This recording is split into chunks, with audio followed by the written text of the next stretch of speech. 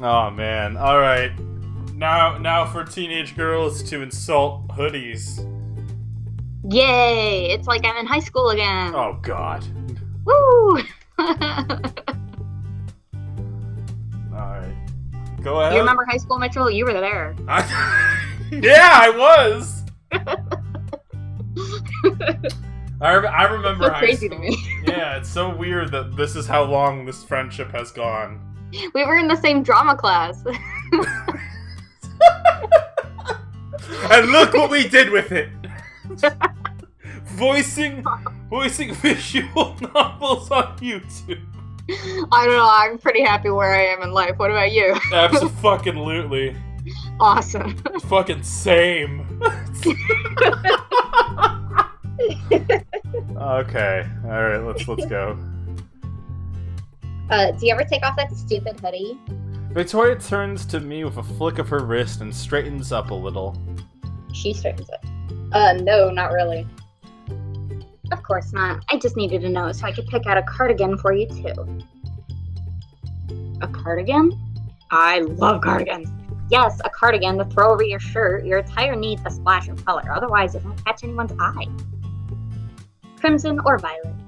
Oh god, violet, okay.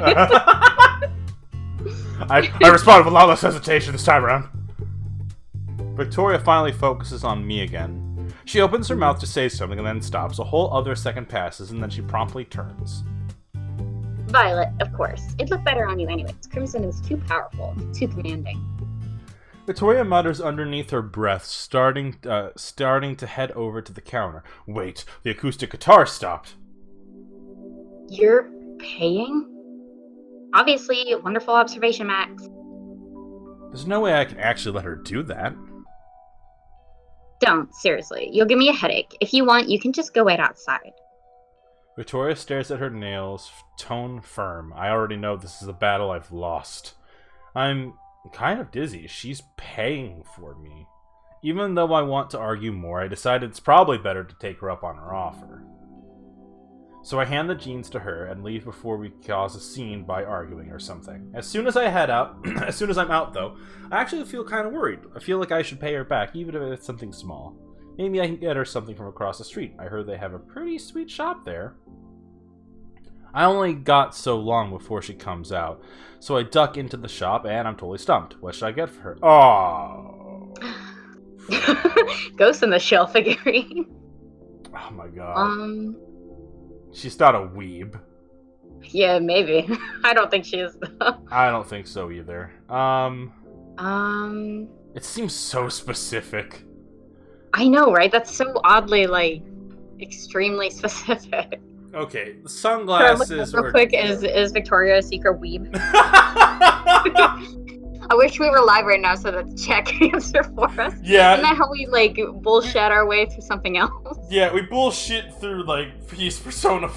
We would have tests. That was it. Yeah, that was it. Oh, yeah. Okay, so, before we go any further, I'm just gonna ask, is Victoria... Yes. L-I-S... a weeb?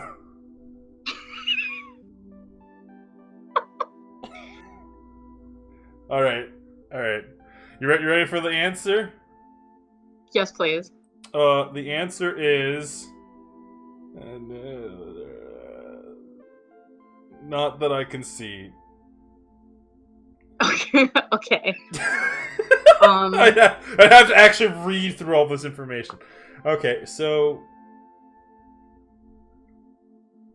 Oh gosh, I'm so scared. This is like the pivotal point. I would say sunglasses, because it's like something she can wear. But I mean, I personally would rather have a box of cookies. But also, yeah, the Ghost in the Shell thing is very specific. Okay, so here's the deal. What if we just... Yeah, you're right. What if we just pick the sunglasses? It's something that she can wear. I feel like if we got her the cookies, that's a bit much. Also, what store has sunglasses, a box of cookies, and a Ghost in the Shell figurine? Like, what is this? A Japanese 7-Eleven? Alright, let's just hit sunglasses. Okay. Wait, God, this is so nerve-wracking. I know. These look like something Victoria would wear. They're fashionable, and I think... they're fashionable, I think, and they're affordable. I run out of the store just in time to see Victoria exit. Jamming the gift into my bag, I cross the street to meet up with her again. I almost thought you bailed on me. You're kind of my ride home, Victoria. I can't exactly run and leave. Victoria's irritated expression caves, and I breathe easy. Oh, my stomach also grumbles again, surprisingly. I thought that was, like, actually your stomach, because I could hear that. I was like, Mom, it's you hungry? No. Victoria and I... Fuck you. Victoria... Instinctively, I blush again, and I find myself grinning sheepishly in her direction at the shocked little glance she's giving me. Not that I'm not having fun, but I'm totally ready to nosh on something. That's right. Where do you want to nosh? Wait, you want me to pick? Oops, that must have come out as more shock than I thought. Victoria's full of surprises today, so I can't help it. I wouldn't be asking if I didn't. She scowls at me lightly and crosses her arms, bags shifting on them. Just pick already, won't you? There's something about the way she says that leaves me feeling warm, and I rub a bit of my arm nervously, leaning back on my heels. Fuck! That was totally good for the moment, Mitchell. It didn't make things strange at all. Well, I know this place down the block. Maybe they have they make some pretty cool crepes. Victoria presses her lips together, and then nods. Slowly. Fine, whatever. Lead the way. For the first time this morning, I do. Hey. Yeah. I can't wait till she sees our sunglasses that we got her. It's still Wednesday, by the way. After all this time. By the time Victoria pulls into the Blackwell parking lot, it's already nighttime, which means we spent pretty much the whole day together. It's actually pretty weird. I mean, it's not every day you get to hang out with the Queen Bee of Blackwell. With absolutely no problems or anything, I actually had a pretty nice time. Ah.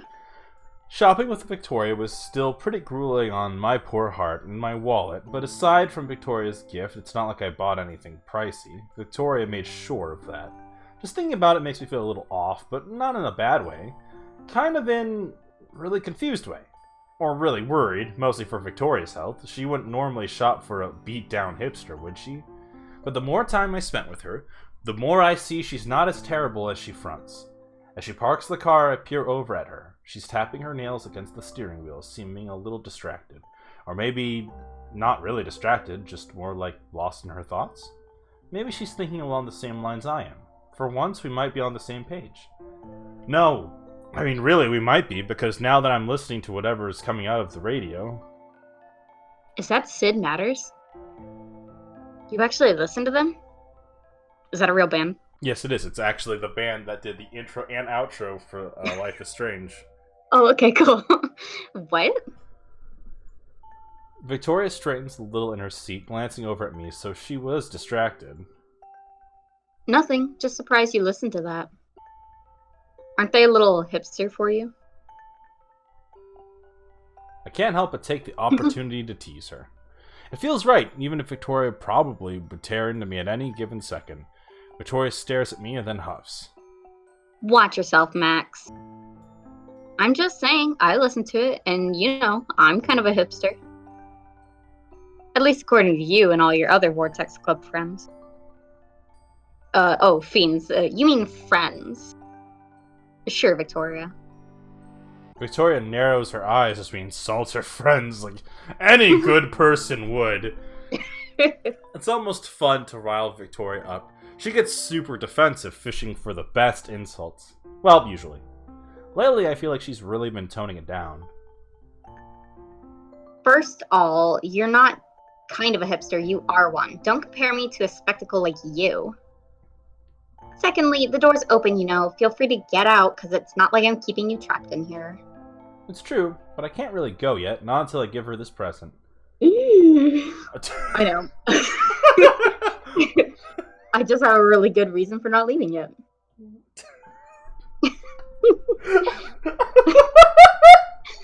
Yes, want to share with the class? just that noise you made. It's just like fucking like... What about it? I don't know, gang. I feel like you're not the most subtle person in the world. Maybe not. Am I trying to be? No. That's also fair. Unless you're kicking me out. Victoria furrows her brows and turns to me interested. I'm actually not. So is that an invitation to stay? I guess. I rub the back of my neck. For some reason, the question makes me nervous. It's probably because I still have to give her her gift. I don't even know if she's going to actually like it. Victoria stares at me and rolls her head to the side. I guess. Before I have to deal with whatever nonsense you're going to come up with, Max, let me at least get a little comfortable. I don't entirely understand what she means by that until she leans forward, pressing down on some button in her car. Yeah. Whoa! I breathe out a little half-surprised exhale as the roof of Victoria's car literally starts sliding back, exposing the night sky to us alongside the gleam of the parking lot lights. Fucking convertible. It's fucking romantic. It is. It is. I crane my neck back to watch the rest of the convertible ceiling roll back, feeling almost stupid that I didn't notice it before. Of course, Victoria would have something super fancy, like a convertible. It stops with a click, and I blink a few times. Shaking my head, I look back to Victoria. I don't know when she got them out, but now she's holding a carton of cigarettes. Hand halfway down to pick at one. Don't sound so surprised. Sorry, you just kind of caught me off guard.